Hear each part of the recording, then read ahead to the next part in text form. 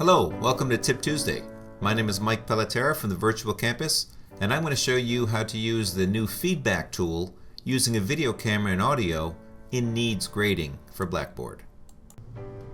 Okay, we are on the class site itself. This is my VKit class.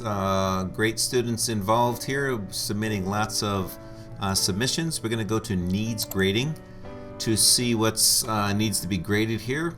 Assignments to do last night, so we've got a bunch of assignments that are due. Let's click on Pamela Giannone, for instance, and see what kind of feedback we can give to Pamela.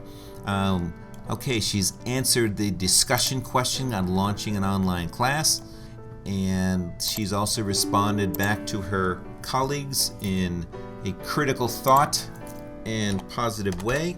So let's give her 100 for that, and I could also, of course, reply back to her at any given point. I'm also going to click on this big A down in the response bar here, and I'm going to click on the small microphone in the left bottom row corner, and up comes the interface for video and audio. I'm going to click on Allow, I'm going to click on Allow, I'm going to click on this Enable Video to happen, click on Allow, and now we're going to click on Record to record a video. And I get a countdown. Let me get this. Okay, Pamela, great job on the discussion question. In detail, I would go into more detail for Pamela maybe on the response and what would be easier to say than to have to type possibly. And Pamela, I also like the way you've responded to your colleague and classmate in the class. So great job, keep up the great work. So I stop that recording and I save and exit.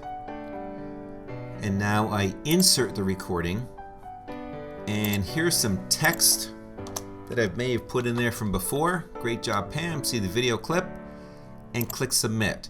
That goes into the recording section here, into needs grading. And if you wanted to see that video again, you can go into your grade center and click on the view grade details to play that clip again to see it. So that's how it looks, and thanks for checking in.